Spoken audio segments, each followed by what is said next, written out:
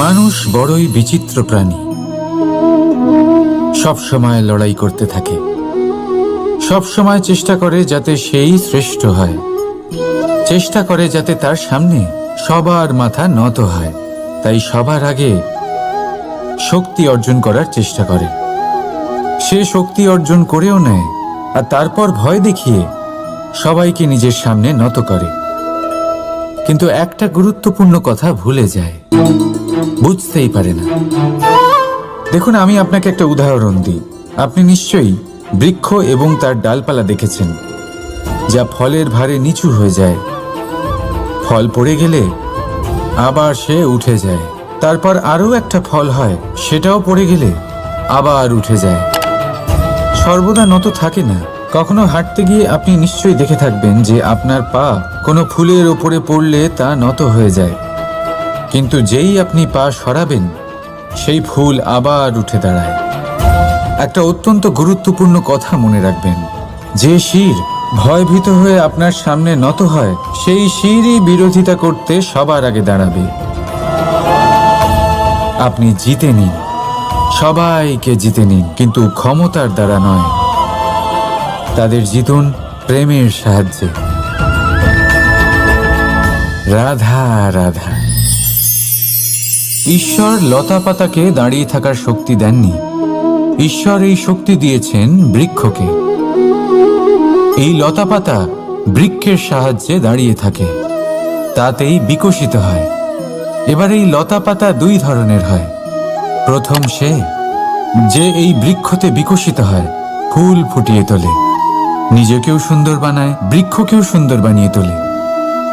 দ্বিতীয় সে যে বৃক্ষকে পুরোপুরি শুকিয়ে দেয়, তার প্রাণ শক্তি তার থেকে কেড়ে নেয়, আর শেষে নিজেও ধ্বংস হয়ে যায়। তাই মনে রাখবেন, যে ব্যক্তি সবসময় আপনার সাথে থাকে, সবসময় আপনার সম্বল হয়ে থাকে, সবসময় সে আপনাকে সাহায্য করে, আর যদি আপনি তার সাথে ছলনা করেন, আপনার অন্ত নিশ্চিত। এরকম কখনো করবেন না। সেই ব্যক্তিকে ভালোবাসা দিন, সম্মান দিন, আর আমার সাথে প্রসন্ন হয়ে বলুন, রাধা রাধা। কখনো আপনি কোনো কুমোরকে দেখেছেন যারা মাটির পাত্র বানায়? প্রথমে সে ভিজে মাটি মাখে, তারপর তাকে গড়ে, তারপর তাকে চাকায় দিয়ে সঠিক আকার দেয়। যদি আকার ঠিক না হয় তা তক্ষুনি ঠিক করে দেয়, কারণ সে এটা জানে যে একবার এটা আগুনের তাপে দিয়ে দিলে, একবার এটা শুকিয়ে গেলে তারপরে এর আকার কখনোই বদলানো যায় না। এখানে লুকিয়ে আছে একটা শিক্ষা, সমস্ত মাতা পিতার জন্য একটা শিক্ষা। মাতা পিতাও তো এরকমই হন। তাদের নিজেদের সন্তানকে সঠিক সময় মতো শ্রেষ্ঠ শিক্ষা দেওয়া উচিত। মাতা পিতা যেন কখনো তাদের বিধাতা না হতে চান, কিন্তু প্রতিটা মুহূর্তে সবসময় চেষ্টা করুন তাদের সঠিক পথ দেখানোর। কখনো কোমলতা দিয়ে, কখনো ভালোবাসা দিয়ে, আর কখনো কঠোর হয়ে। তার জীবনকে, তার ব্যক্তিত্বকে আকার দেওয়ার চেষ্টা করুন। কারণ যেমন মাটি একবার শুকিয়ে গেলে তারপর সেই পাত্রের আকার বদলানো যায় না, ঠিক সেইভাবেই আয়ুর বৃদ্ধির সাথে সন্তানের শিক্ষা কখনোই বদলানো যায় না। তা মনে রাখবেন। রাধা রাধা। আপনি কি কখনো কোনো প্রজাপতি দেখেছেন? ভালো নিশ্চয়ই লাগে। আসলে প্রজাপতি কার না ভালো লাগে? ছোট হোক বা বড়, প্রজাপতিকে সবার ভালো লাগে। এবারে ভাবুন, এই প্রজাপতির সূত্রপাত কি করে হয়? এই প্রজাপতি শুরু হয় একটা গুটি থেকে, যেখানে সে সুরক্ষিত থাকে। গুটি ভেঙে যখন সে এই সংসারে আসে, তখন একটা কীট রূপে থাকে। কীট যে ভূমির ওপরে চলাচল করে, যে বৃক্ষের পাতার ওপরে সুরক্ষিত থাকে। তারপরে তার মধ্যে আসে আরো একটা পরিবর্তন, তার ডানা গজায়। তখনই সে প্রজাপতি হয়। তখন সে খোলা আকাশে উড়ে বেড়াতে পারে। সুন্দর সুন্দর পুষ্প থেকে সে মধু পান করে। কখনো ভেবেছেন যে প্রজাপতি ছাড়া আর কেউ এটা পারে না কেন? কারণ সে সেই গুটি থেকে বেরোতে পারে। যদি সে সেই গুটি থেকে নাই বেরোতো, সে উড়তেই পারত না, কখনো প্রজাপতি হতেই পারত না। আমাদের সাথেও ঠিক এটাই হয়। আমরা সবসময় সেখানেই থাকতে চাই যেখানে আমরা সুরক্ষিত থাকি। সেই সুরক্ষা চক্রেই আমরা থাকতে চাই, কিন্তু এই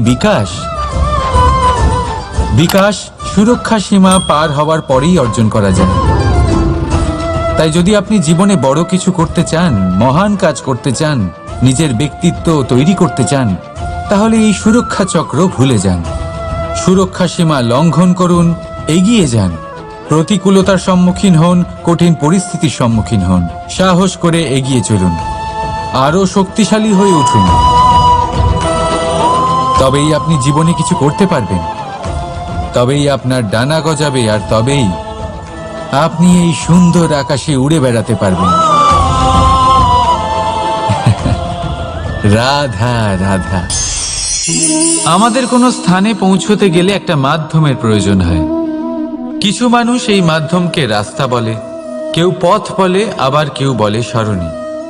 মানুষ নিজের লক্ষ্যে পৌঁছানোর জন্য এই পথেরই খোঁজে থাকে, কিন্তু মানুষ একটা কথা বুঝতে পারে না, যে এই পথে এগোতে গেলে এই পথকে পিছনে ঠেলাও অত্যন্ত প্রয়োজন। যদি এটা করার ক্ষমতা আপনার না থাকে, তাহলে আপনার পথ আপনাকে লক্ষ্যে পৌঁছতে দেবে না। দ্বিতীয় কথা, যদি নিরন্তর চেষ্টা আপনি করতে পারেন, যদি সেই ক্ষমতা আপনার মধ্যে থাকে, তাহলে আপনি যখন চাইবেন, যেখানে চাইবেন, নিজের পথ নিজেই বানাতে পারবেন। রাধা রাধা।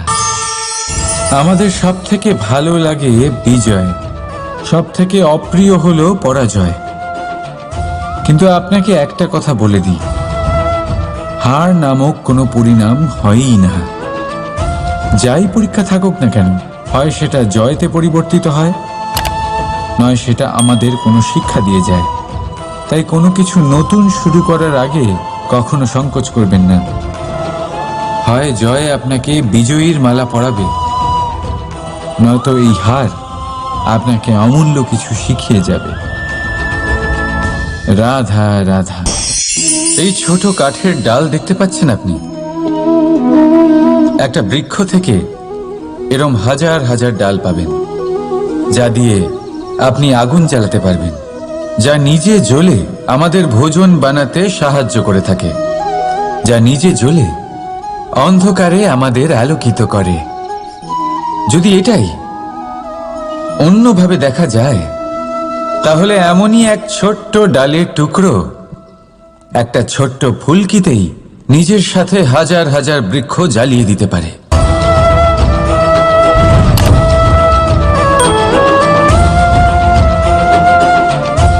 পার্থক্য কোথায়?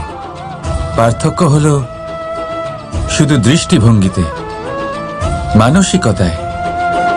যদি এই মন শীতল রাখেন, শান্ত রাখেন, তাহলে অসংখ্য মানুষের জীবন আলোকিত করবেন। যদি ক্রোধ আর অহংকারের আগুনে জ্বলতে থাকেন, তাহলে শুধুমাত্র বিনাশ করবেন। সিদ্ধান্ত আপনার। রাধা রাধা। আজ বিজয়া দশমী, সেই দিন যবে শ্রীরাম রাবণকে বধ করেছিলেন। এ হলো সেই দিন যেদিন শ্রীরাম লঙ্কা জয় করেছিলেন। লোকে বলে এটা খারাপের বিরুদ্ধে ভালোর জয়ের প্রতীক। এটাকে দেখার আরো একটা দিক আছে। আগে হ্যাঁ, এটা ভালোবাসার জয়ের প্রতীক, এটা পরিবারের জয়ের প্রতীক। আপনি তো নিশ্চয়ই জানেন যে রাবণ মহাজ্ঞানী ছিল, মহা শক্তিশালী ছিল, মহাদেবের পরম ভক্ত ছিল রাবণ। এবার যে ব্যক্তি কৈলাস পর্বত তুলতে পারত, সেই ব্যক্তি নিজে এক কাটা বৃক্ষের মতো শ্রী রামের চরণে পড়েছিল। কেন? কারণ রামের সাথে লক্ষণ ছিল, কিন্তু ওদিকে রাবণের সাথে বিভীষণ ছিল না। একদিকে এক পরিবারের মধ্যে ভালোবাসা ছিল, কিন্তু অপরদিকে আর এক পরিবারের মধ্যে দূরত্ব বাড়ছিল।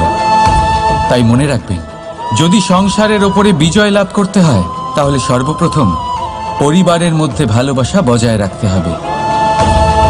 পরিবারের মধ্যে ভালোবাসা বাড়ান, দূরত্ব নয়। আপনি সব সময় সুখী থাকবেন আর জীবনের সমস্ত বাধা আপনি অতিক্রম করবেন। রাধা রাধা। আপনি কি কখনো শুনেছেন হরিণ সিংহের থেকে পালানোর বদলে তার সাথে লড়াই করেছে? হরিণ সিংহকে আক্রমণ করেছে, কখনো শুনেছেন? কখনো না। কিন্তু এরকম হতেই পারে, এরকম হয়েই থাকে। আর এটা তখনই হয় যখন হরিণের শাবক বিপদে পড়ে। যখন তার সিংহের কবলে পড়ার ভয় থাকে, তখন হরিণীও এসে সিংহের সাথে লড়াই করতে থাকে। কারণ সে একজন মা, আর মা তার সন্তানের জন্য সবকিছু করতে পারে। এ হলো মায়ের স্নেহ, যেটা যত নরম হতে পারে ঠিক ততটাই কঠোরও হতে পারে। আর তার সন্তানের মঙ্গলের জন্য সে ক্রোধের সমস্ত সীমা পার করে তার সন্তানকে রক্ষা করেই ছাড়বে। আর সেই জন্যই তো মাকে সন্তানের জীবনে সব থেকে বড় ঢাল বলা হয়। এই মাকে আমার শত কোটি প্রণাম। রাধা রাধা। কামবোধ, এটাই আপনার অন্তরের প্রথম শত্রু। বেশিরভাগ মানুষই কামবোধ বলতে লালসা বোঝেন, কিন্তু এটা সম্পূর্ণ সত্য নয়। কামের আসল অর্থ হল কামনা। এটা খুবই সহজ ব্যাপার। মনুষ্য শরীর থাকলে, মানুষের মন থাকলে এই কামনা অবশ্যই থাকবে। এবার এটাই দেখতে হবে যে এই কামনা নেতিবাচক কামনা নাকি ইতিবাচক কামনা। অন্য কারোর জিনিসে নজর দেওয়া, অন্য কোনো মানুষের উপর নজর দেওয়া, কোনো অনুচিত বস্তুর দিকে নজর দেওয়া, এই নেতিবাচক কামনা। আর এই দুষ্কামনা মানুষকে দিয়ে অপকর্ম করাবেই করাবে। তাই মনে রাখবেন, যে ব্যক্তি নিজের কামনাকে নিয়ন্ত্রণে রাখতে পারেন তিনি সঠিক পথেও থাকেন, সঠিক লক্ষ্যে পৌঁছতেও পারেন। যিনি কামনা নিয়ন্ত্রণে রাখতে পারেন না তিনি তার পথও হারিয়ে ফেলেন এবং লক্ষ্যচ্যুতও হন। তাই মনে রাখবেন, নিজের কামনাগুলিকে নিয়ন্ত্রণে রাখুন। কাম নামক এই শত্রুর ওপর বিজয় লাভ করুন।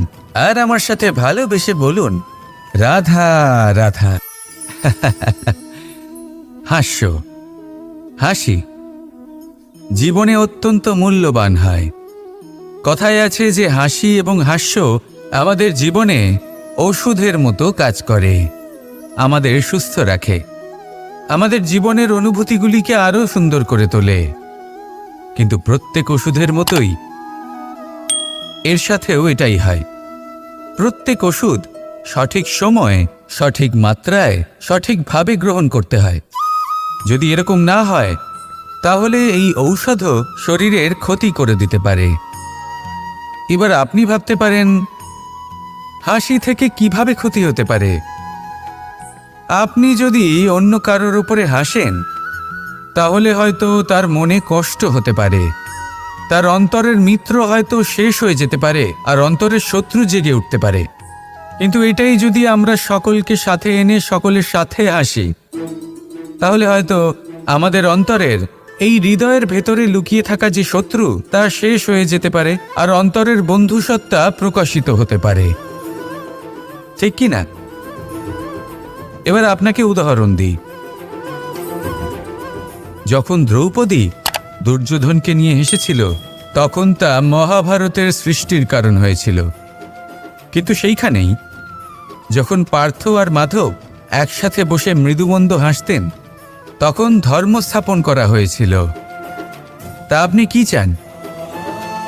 কাউকে নিয়ে হেসে তাকে আঘাত করতে চান, নাকি সকলকে একসাথে এনে তাদের হাসিয়ে তুলে ধনাত্মক প্রভাব ফেলতে চান? সিদ্ধান্ত আপনার।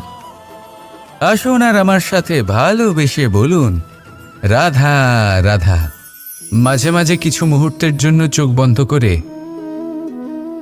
ধ্যানের বেদিতে বসে ধ্যান করতে চেষ্টা করুন আর বোঝার চেষ্টা করুন যে আমরা সর্বপ্রথম কি দেখতে পাচ্ছি, কি অনুভব করছি। আপনি দেখতে পাবেন সবার আগে আপনার চোখের সামনে আপনার দুষ্কর্মগুলিকে, আপনার লুকিয়ে থাকা ক্রোধ, অন্তরের যন্ত্রণা, ভয়, নিরাশা, এই সব কিছুই সবার আগে দেখতে পাবেন আপনি। আর এই সব কিছুই আমাদের দুঃখের কারণ হয়ে ওঠে। এই সব কিছুর সারমর্ম কি? সারমর্ম শুধু একটাই, সেটা হলো এই যে আমাদের এই মন তা কিন্তু দুষ্কর্ম পছন্দই করে না। আমাদের এই মন একটা সুখময় জীবন যাপন করতে চায়, সৎকর্ম করতে চায়। তাই এটাই করুন, শুভ চিন্তা করুন, শুভ কর্ম করুন, ইতিবাচক মনোভাব নিয়ে জীবনে অগ্রসর হন। তারপর চোখ বন্ধ করে অন্তরে দেখতে থাকুন। দুঃখের আভাসই পাবেন না। এই মন প্রসন্নতা এবং প্রেমের দ্বারা পূর্ণ হবে এবং বারবার বলে উঠবে, রাধা রাধা। ছোটবেলা থেকেই আমি গরু চড়িয়ে অভ্যস্ত, সেই জন্য সকলে আমাকে গোপাল নামে ডাকত। কিন্তু গোপাল হয়ে আমি একটা অমূল্য শিক্ষা লাভ করেছি। আমি দেখেছি যে গৌশালাতে অনেক বাছুরের মধ্যে একটি গাই তার নিজের বাছুরকে অবশ্যই চিনে ফেলে। যেখানে সমস্ত বাছুর একই রকম দেখতে এবং প্রত্যেকের স্বরও সমান, তারপরেও সকল বাছুরের মধ্যে নিজের বাছুরকে ঠিক চিনতে পেরে যায় এবং তার সাথেই থাকে। ঠিক এইরকমই কিছুটা হয় আমাদের কর্ম এবং তার কর্মফল।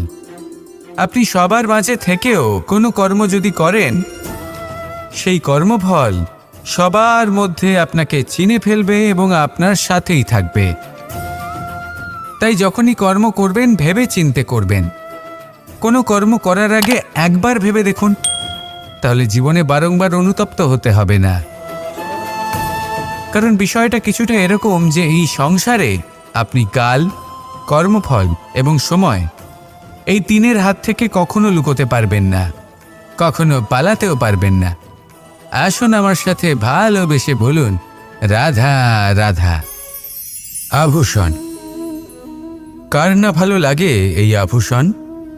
আমরা পরিশ্রম করি, ধন অর্জন করি আর আভূষণ কিনে থাকি, কখনো নিজের জন্য, কখনো বা তাদের জন্য যাকে আমরা ভালোবাসি, বা তাদের জন্য যাকে আমরা সম্মান করি। হয়তো সেই জন্যই সীতা চূড়ামণি ধারণ করেছিলেন এবং আমি সামন্তকমণি। কিন্তু এটাই কি সেই প্রকৃত আভূষণ যা আপনার মূল্য বৃদ্ধি করে? না। শ্রীরামের আভূষণ হল ওনার নম্র ভদ্র ব্যবহার। মাতা সীতার আভূষণ হল ওনার সততা, ওনার নিষ্ঠা, ওনার ত্যাগ। অর্জুনের আভূষণ ছিল ওনার একাগ্রতা। রাধার আভূষণ ওনার প্রেম। এই আভূষণ কোথাও নেই, আপনার মনে আছে। যদি আপনার মনে মিষ্টতা থাকে, তা শান্ত হয়, তাতে সততা থাকে, নিষ্ঠা থাকে এবং প্রেম থাকে, তাহলে আপনার অন্য আর কোনো আভূষণের কোনো প্রয়োজন নেই। আপনি যতই ভিড়ের মাঝে থাকুন, আপনার ঔজ্জ্বল্য চোখে পড়বে। আসুন আর আমার সাথে ভালোবেসে বলুন, রাধা রাধা। সুখ এবং দুঃখ, এই দুই হলো আমাদের জীবনের অবশ্যম্ভাবী এবং গুরুত্বপূর্ণ অঙ্গ। আমাদের সকলের জীবনে কখনো সুখও আসে, আবার কখনো দুঃখও আসে। আমরা সবসময় ভাবি আমরা কিভাবে সুখ লাভ করব, কিভাবে আমরা দুঃখ থেকে দূরে থাকতে পারি। আর এই জীবনে যা কিছুই ঘটুক না কেন, সেই সব কিছু আমরা সুখ এবং দুঃখের মাপদণ্ডে মেপে থাকি। এবার এখানে একটা ছোট্ট বিষয় আছে। এটা ভেবে দেখতে হবে যে কে আসলে সুখী ব্যক্তি। সুখী ব্যক্তি হলেন তিনি, যিনি নিজের জীবনে নিজের কর্মের বিশ্লেষণ করে থাকেন, সেই বুঝে পদক্ষেপ নেন। উনি কি করতে চলেছেন সেটা উনি জানেন। আর যদি ওনার কোনো দোষ থাকে বা ভুল থাকে, তাহলে সেগুলো শুধরে নিয়ে এগিয়ে চলেন। সেই জন্য উনি সুখী হন। অন্যদিকে যে ব্যক্তি দুঃখী, তিনি কি করেন? তিনি নিজের উপর নয়, অন্যের উপর নিজের নজর রাখেন যে তিনি কি করছেন, কিভাবে কর্ম করছেন, ওনারা অন্যের নিন্দা করেন, অন্যের সাফল্য দেখে ঈর্ষা করেন, ক্রুদ্ধ হয়ে যান, ওনাদের বাধা দিতে চেষ্টা করেন। সেই জন্যই তো ওনারা দুঃখী হন। এই সংসারে এমন অনেক ব্যক্তি আছেন যারা এই কারণে দুঃখী নন যে তাদের জীবনে দুঃখ আছে। তারা এই কারণে দুঃখ পান কারণ অন্যের জীবন অনেক বেশি সুখের। দেখুন, শেষ পর্যন্ত আপনাকে নিজের কর্মের প্রতি মনোসংযোগ করতেই হবে, অন্যের প্রতি নয়। কারণ আপনার জীবনে আপনার কর্ম হলো এমন একটা জিনিস যা আপনার নিয়ন্ত্রণে আছে। নিরন্তর চেষ্টা করতে থাকুন, নিজের কর্মকে বুঝতে শিখুন, শুধরে নিন, নিজেকে শ্রেষ্ঠ করে তুলুন। তখন সাফল্য নিজে থেকে আপনার কাছে আসবে, আর এই মন প্রসন্ন হয়ে বলবে, রাধা রাধা। প্রেমের পরিভাষা আসলে কি? ভিন্ন ভিন্ন ধরনের ব্যক্তি, ভিন্ন ভিন্ন ধরনের প্রেমী, আলোচক বিভিন্ন ধরনের পরিভাষা প্রদান করেন এই প্রেম নিয়ে। কিন্তু প্রত্যেকের মনে কখনো কখনো এই প্রশ্ন এসেছে, এই ভালোবাসা আসলে কি? নিজের প্রিয়তমকে জয় করাই কি প্রেম? চার হাত এক হয়ে যাবার নামই কি প্রেম? নিজের আবেগ ব্যক্ত করাই কি ভালোবাসা? না, প্রেমের অর্থ কাউকে লাভ করা নয়, বরং তার মাঝে বিলীন হয়ে যাওয়া। যদি কারোর হাত ধরে থাকি তাহলে আজীবন তার সাথে পথ চলা হলো প্রেম। প্রেম শুধুমাত্র সেটা নয় যা প্রেমী আর প্রেমিকার কেশদামে মালা বেঁধে দেয়। মাতা পিতার জন্য দিনরাত পরিশ্রম করা, নিজের পরিবারের জন্য দিনরাত পরিশ্রম করা, সেটাও প্রেম। নিজের বন্ধুদের জন্য, আপনজনের জন্য সবকিছু উজাড় করে দেওয়ার নাম হলো ভালোবাসা। নিজের মাতৃভূমির জন্য সাহসের সাথে লড়াই করা এবং আনন্দে নিজের জীবন ত্যাগ করে দেওয়াও কিন্তু প্রেমের নামান্তর। সেই জন্য যারা বুদ্ধিমান ব্যক্তি তারা কখনো প্রেমের পরিভাষা খুঁজতে চান না, কারণ তারা জানেন যে এই প্রেম কতটা বিশাল। তারা জানেন যে এই প্রেম হলো এক বিশাল সাগর যাকে নিজের মুঠোয় ধরে রাখা যায় না। সেই জন্য এই প্রেমের সাগরে ডুবে যান এবং সকলকে ভালোবাসতে শিখুন। যদি সবাইকে ভালোবাসতে পারেন তাহলে তাদেরও কল্যাণ হবে যারা আপনাকে ভালোবাসে, তাদেরও কল্যাণ হবে যাদেরকে আপনি ভালোবাসেন, আর আপনারও কল্যাণ হবে। আর তখন এই মন ভালোবেসে বলবে, রাধা রাধা। এই সংসারের অন্তের, এর বিনাশের প্রারম্ভ কিভাবে হয়? কোনো যোগের মাধ্যমে? কোনো ভয়ানক অসুরের আগমনে? নাকি প্রকৃতির রাগের কারণে? না, এই সংসারের বিনাশের প্রারম্ভ হয় আমি থেকে। এই আমি, এই তুমি, এটা আমি করেছি, ওটা তুমি করেছো, এটা আমার, ওটা তোমার, আদি ইত্যাদি। এই ভাব যখন মনে বাসা বেঁধে নেয়, সর্বপ্রথম ঘর ভাগ হয়, তারপর বসতি, তারপর প্রাণ, আর তারপর দেশ, আর সবার শেষে সমস্ত সংসার ভাগ হয়ে যায়। আর এই ভাগ হয়ে যাওয়া শেষে মনোমালিন্যে পরিণত হয়। এখন এমত অবস্থায় কি করা যেতে পারে? কিভাবে বাঁচা যায় এই পরিস্থিতির থেকে? কিভাবে দূরে থাকা যায় এই বিনাশের থেকে? উত্তর সেই একটাই, করুণা। একে অপরের দরকারগুলি বুঝুন, একে অপরের সমস্যাগুলি বুঝুন, একে অপরের দুঃখের সাথী হয়ে দাঁড়ান, একে অপরের সুখের ভাগীদার হন। আর শেষে যখন এই আমি আমরাতে পরিণত হবে, তখন এই বিনাশ নিজে থেকেই দূরে চলে যাবে। তাহলে আমরাতে বিশ্বাস করতে শিখুন, আর আমার সাথে ভালোবেসে বলুন, রাধা রাধা। আপনি এমন অনেক মানুষকে দেখে থাকবেন যারা এই সংসার ত্যাগ করেছেন, নিজেদের ঘর বাড়ি সমস্ত সম্পর্ক ছেড়েছেন, বেরিয়ে পড়েছেন শুধুমাত্র ঈশ্বরের খোঁজে। মন দিয়ে সেবা করেছেন, কিন্তু তাও ওনারা কখনো ঈশ্বরের দর্শন পাননি। উল্টে মনে অসন্তুষ্টি আরো বেড়ে গেছে। কেন হয় এমনটা? একটা গুরুত্বপূর্ণ কথা মনে রাখবেন, সেই ঈশ্বরই আনন্দ। ধ্যানের অর্থ হল মনে আনন্দের জাগরণ করা, আর সেবার অর্থ হল সেই আনন্দকে সবার মধ্যে ভাগ করা। তাহলে যদি আনন্দকে জাগ্রত করো আর সবার মাঝে ভাগ করে দাও, তাহলেই ঈশ্বররূপী আনন্দ তুমি অবশ্যই পাবে। রাধা রাধা।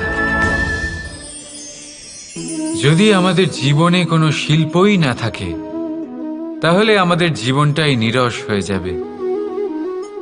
এখন যদি সবাইকে আমি জিজ্ঞেস করি সব থেকে বড় শিল্প কি, তো কেউ বলবে চিত্রশিল্প, কারণ তা ওনার মনকে আনন্দ দেয়।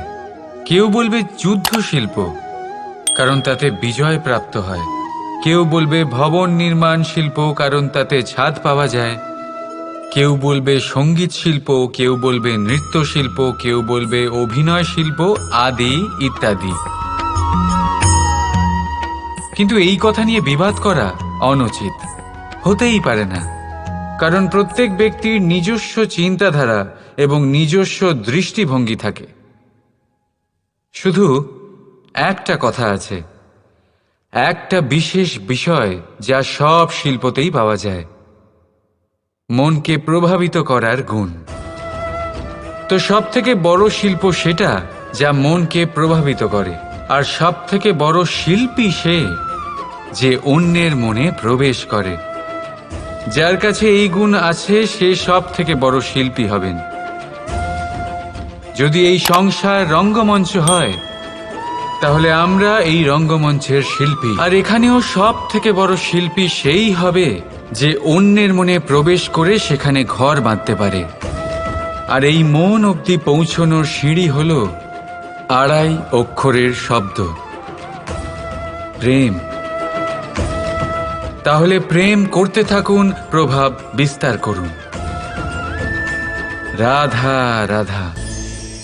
সূর্য আর চন্দ্র দুজনেই আকাশের অমিত চিহ্ন, দুজনেই প্রকাশ বিস্তার করে, কিন্তু সবসময় দুজনের তুলনা করা হয়। কে অধিক শীতল আর কে অধিক তীব্র, কে অধিক তেজবান আর কে অধিক শান্তিপ্রিয়। এবার এই তুলনা করা কি উচিত কাজ? কখনোই না।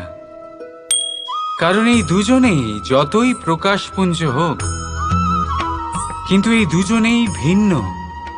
দুজনেরই নিজের নিজের মাহাত্ম্য আছে, আর দুজনেরই নিজস্ব সময় আছে আলোকিত হওয়ার। তাই এদের তুলনা করা অনুচিত। ঠিক সেইভাবেই আমাদের জীবনেও তুলনা করা অনুচিত হবে। নিজের তুলনা অন্য কারোর সাথে কখনো করবেন না। আর যদি অন্য কেউ আপনার তুলনা অন্য কারোর সাথে করে, তাতে মন দেবেন না। কারণ এই তুলনা থেকে নিজেকে হীন ভেবে নেওয়া আপনার জন্য ক্ষতিকর। এটা আপনার জন্য লাভজনক নয়। শুধু চেষ্টা করতে থাকুন, নিজেকে বিস্তার করতে থাকুন, আর অপেক্ষা করুন সঠিক সময়ে। কারণ সঠিক সময় আসলে আপনি নিজের গুণ, নিজের দক্ষতা অবশ্যই দেখাতে পারবেন। রাধা রাধা। জীবনে সবাই মহান হতে চায়, সবাই বড় হতে চায়, কিন্তু বড় হয় কিভাবে?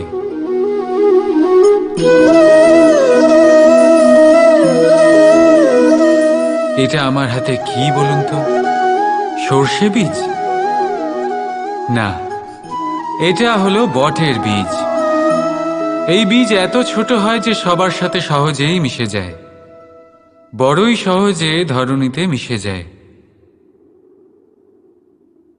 কিন্তু যখন এটা বৃক্ষরূপে বড় হয়, আর তারপর যখন পড়ে যায়, সমস্ত পরিবেশকে কাঁপিয়ে দেয়। ঠিক এইভাবেই বড় হতে থাকুন, বটের বীজ আর বটের বৃক্ষ। আর যদি জীবনে আপনি সত্যি বড় হতে চান, তবে সর্বপ্রথম নিজের অহংকারকে, নিজের অভিমানকে ছোট করে নিন।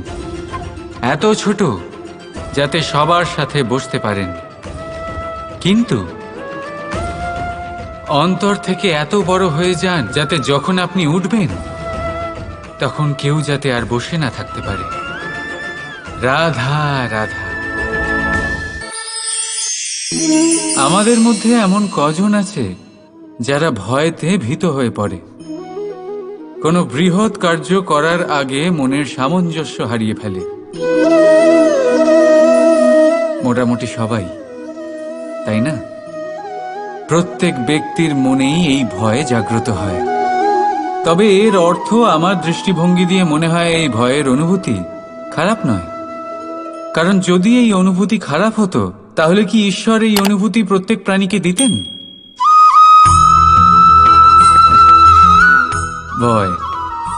ভয়ের এই অনুভূতি আমাদের জন্য ভালো, অত্যন্ত আবশ্যক। মনে রাখবেন, যে কোনো কার্য করার আগে যদি মনে ভয় উৎপন্ন হয়, তাহলে এর অর্থ এই যে ওই কার্য করার সময় অনেক সংকটের সম্মুখীন আমাদের হতে হবে। আর সেই সংকটের সম্মুখীন হওয়ার জন্য আমাদের অত্যন্ত সাহসী হতে হবে। শুধুমাত্র এই কথা মনে রাখবেন, মনে সাহস জুগিয়ে এগিয়ে চলুন এই ভয়ের যাত্রাতে। কারণ এই ভয়ই আপনাকে আপনার লক্ষ্যে পৌঁছতে প্রেরণা যোগাবে, আপনাকে শক্তি প্রদান করবে। তাই এই ভয়ের দ্বারা ভয়ভীত হবেন না, এই ভয়কে জয় করুন। আর আমার সাথে ভালোবেসে বলুন, রাধা রাধা।